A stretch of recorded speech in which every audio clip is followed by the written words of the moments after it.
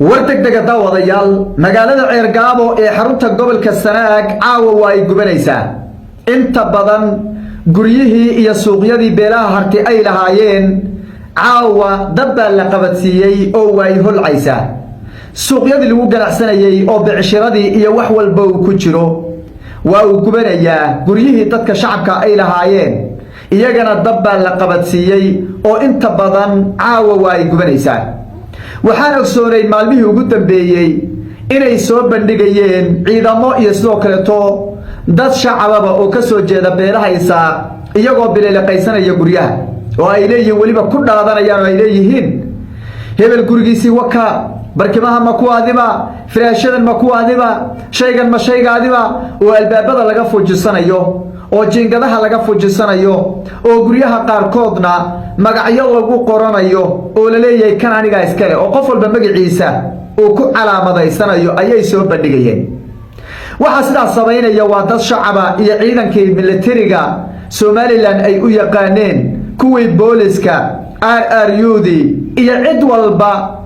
life ayay intay soo galaan iyagoo waliba waxa uu ka tirsan yahay qofka uu sheegayo astaantiisana sheeganayo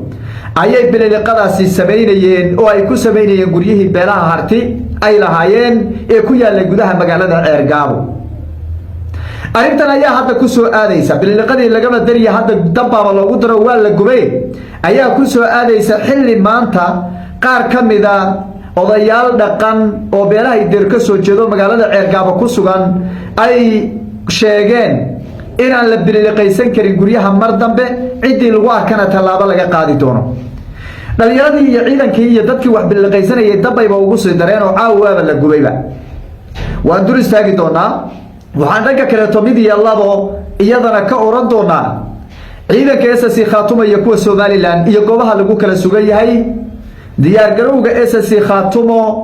dhaliilo xoogan oo loo jeedinayo oo waliba lagu eedeynayo inay gaabis badan u jiro iyo sidoo kale waxa hakiyay in muddo asbuuc waliba ka badan ciidanku ay dagaal qaadi waayaan oo magaalada Ceergaabo la soo celin waayo ayaan iyadana dul istaagi doonaa waxaan sidoo kale iyadana dul istaagi doonaa wafti heer sare ah oo hogaaminaya garaadka guud ee beelaha Absame oo Absame ka kooban oo ka soo kicitibay magaalada Jigjiga ayaa iyagana maanta lagu soo dhaweeyay magaalada Buuhoodle ee xarunta gobolka Cayn waftigaas iyo ujeedkoodu oo waliba garaadka guud ee beelaha Absame uu hogaaminayo ayaan iyadana dul istaagi doonaa haddii alla idmo soo dhawaada boqolka like saara aragtidiina noogu reeba qaybta commentiga aynu ku bilownay caawa Ceergaabo way gubanaysaa magaalada Ceergaabo ahay xarunta gobolka Sanaag way gubanaysaa waxaa gabi ahaanba dab la qabadsiiyay ama inta badan ba dab la qabadsiiyay guryihii beelaha harti ay ku lahaayeen magaalada Ceergaabo iyo suuqyadii ay ku ganacsanahayeen ayaa gabi ahaanba hoosta laga daaray oo dab la qabadsiiyay waxa sidaas sameynaya waa beelaha Isaaq weeye waa dadkii maalmihii ugu dambeeyay soo bandhigayay iyagoo guryaha bileeliqaysanaya barkimaha kala boobaya gooyaasha kala boobaya albaabada jabsanaya jiingada fujisanaya guryaha aysan lahayn oo ragii lahaa la yaqaano magacyo ku qoranaya oo le guriga ma gurigaydi guriga waa kaydi kana waa kaydi kana waa kaydi leh bileeliqay waaba laga daray dabba lagu sii darayba waxa la yaab leh war haday haysan karaan oo ayba haysan karaan oo ay awood leeyihiin maxay iskaga gubayaan may dhaxdigaan war maxay u gubayaan hadayba Ceergaabo iyagu leeyihiin oo ayba go'aansadeen inuusan harti ku soo laaban magaalada Ceergaabo maxay iskaga gubayaan may guryaha haystaan guryaha sidaad aragtay loo dhisay ee boqolaalka kun ee dollar la geliyay ee quruxdaada aragtay leh ee xarxardhan ee uwaasyada iyo gobto ay ku noolay may iska seexdaan oo ay gabdho ku aroostaan oo ay degaan maxay iskaga gubayaan waxay halka ku tusinaysaa inaysan magaaladan rajo badan ka qabin inay haystaan rajo badan inay haysanayaan inaysan ka qabin bay halka ku tusinaysaa oo door ay cabsi hayso ay ka cabsanayaan weerarka soo socdo magaalada in lagu la wareego marka waxay rabaan damage wax gooyay uga dhigayaan guryo guban ha u imaadaan guryihii la gubay oo dab la qabadsiiyay ha u imaadaan ayay uga gol leeyihiin u baa la dhihi karaa waa ayaan daro inteeda leeg waa musiibo inteeda leeg war guri la gubaayay buu yeelanayaa magaalooyin waaweyn oo maanta degcaawa fiiri ayna la hadlayo beriba laga bilaabo yaa macquula in dab la qabadsiiyo oo loogu aaro guryahaasi waa soo musiibo adugu aad bilowday maaha soo musiibo adugu dhalinyarada aad u horseetay maaha waa musiibo run ahaantii odayaal baa maanta ka hadlay magaalada Ceergaabo oo idoor ah waxayna ugu baaqeen qofkii guri bililaqaysta in ciidanka qaranku wasay hadalka u dhigeen talaabo uu ka qaado odayaashii wabakaaba waxaad moodaa inay sogaayeen galabtay hadleen caawana suuqi weynaaye hoose magaalada Ceergaabo iyo guryihii artiga ayaa dab lagu daaro gubanaya maxaa la dhihi karaa baaqi odayaasha muxuu noqday dabkan ay ogaadeen Soomaaliya ogaayeen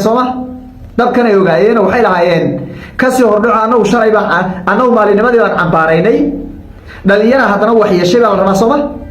magaalada Ceergaabo wariya xaal waa gubanaysa horeyna guryahan waa loo bililaqaystay oo waxa bililaqaystay door baa bililaqaysto alaabtii bililaqaystay haddana magaaladii baa dab loogu daray mid baa leeyahay markay door adkaysta ama guri guba ama magaalo qabsada ama cudud haysta ama suuq guba adkaysta hadhow idinkoo kabaha gacmaha ku wato ha ustaarooda isku soo dhiibino ha dhihina naga qabta harti waan ogahay dadka ugu horeeyadu imaataan ogaadeen buu noqonayaa dadka loogu horeeyo ee idoon isku soo dhiibo ee nabadi ka dalbado oo gartiisa u soo dhigto ogaadeen buu noqonayaa waa labada iskugu dhow baa la dhigi karaa dagaalka yar ee deegaanka Soomaalidu uu iska dhamaano de meesha ciidan cuquudad baa joogo cagta la marin oo kooxdan hadda la soo gabagabeeyay hadhowto waxa isku soo harayo waa hartiyaysan ee dagaalkoodu daba dheeraanayo ugu dambeeyna waxay dhigi doonaan ogaadeen uu kala gaareen markan waa isku baabay naga reebay dhigi doonaan waad arki doontaan guriga maanta la gubay ama la bililaqaystay suura xumaynta iyo baraha bulshada waxa lagu baahiyay effect badan buu reebi doonaa saameyn badan buu inagu yeelan doonaa ee hadhow idoono u adkaysta ha calina ummadda Soomaaliyeed ee halkan ku xidhan oo maqraati ka ahaada magaaladii Ceergaabo magaalo waa la kala qabsadaa waxba maaha rag waa dagaalama laakiin inta magaaladii imaato ganacsigiisi gubto guryihii dabaqyada ha gubto kuwii waxa weeye filooyinka ha gubto ee haduu ay gashay aad gubto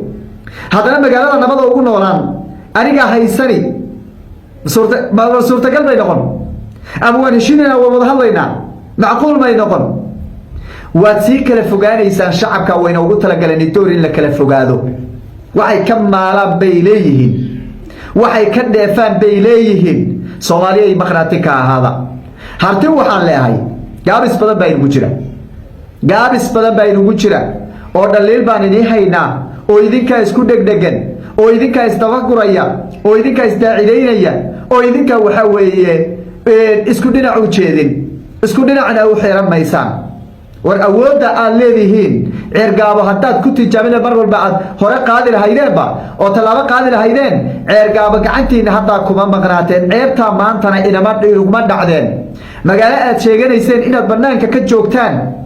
oo guryihiin la gubo oo suuqyadiin la gubo oo la inagu dhaadhaato waa xumaan iyo waxa weeye eed aad hartiyo idinku leedihiin weeye awoodad magaalada ku qabsataan mina weydin idinka ka awood badan isaaq oo ka hubadan oo ka ciidan badan laakiin isku dhinac uma jeedaan waa yaan daro inteeda leeg in maanta idinkoo magaaladii xoog leenaga haysto oo magaaladiina waxa weeye lagu daashadaanshonayo aad banaanka warwareegtaan oo ree hebel aad dhahdaan waa ayaan daro inteeda leeg weeye fadhiga iska ka ceebta iska dhaqa waad ceebowdeene ceebta hartiyo iska dhaqa waa kuwa guryihiini ay filooyinka gabdhihiina banaanka ay wareegayaan waxa weeye guryihiina la gubayo ee dab la qabadsiyo ugu dambeyn shalayna la bilqaysanay jingadaha laga fujisanay taasna iyadana harti baan leeyahay dhanka kale magaalada Buuhoodle ee xarunta gobolka Cayn maanta waxa lagu soo dhaweeyay wafdi heer sare ah oo uu hogaaminayo garaadka guud ee beelaha Absame garaad kulmiye garaad dool garaad xirsi garaad wilwal wilwaal markii la yidhahday Soomaalidu halkaas ayay wax ka fahmaysaa inuu ninkaasi nin cajiib yahay oo halyay oo meesha ku jiro halkaas baa laga fahmayaa garaadkaas wafti uu hogaaminayo magaalada Jigjiga ka soo kicintimay ayaa magaalada Buuhoodle ee xarunta gobolka Cayn maanta si diiran loogu soo dhaweeyay SSC Khaatumo ayay mari doonaan waxa la sheegay in la sacaanood xataa ay tagi doonaan ilaa iyo deegaanada inta badan SSC Khaatumo ay mari doonaan safarka garaadka ayaa la xaqiijiyay inuu salka ku hayo kurgalida bulshadan colaaduhu ay saameeyeen ee sanadihii ugu dambeeyayba dagaaladu ay halkaas ku dhaxmarayeen iyaga iyo Somaliland waxa sidoo kale garaadka iyo waftigiisuba ay wadeen salaan iyo sidoo kale inay bulshada ay soo indheeyaan waxa dhanka kale la sheegay in ay doonayaan inay kala hadlaan ismada dhaqanka SSC Khaatumo iyo waxgaradka iyo waliba maamulka ay kala hadlaan dardargelinta isdhaxgalka bulshada iyo sidoo kale sidii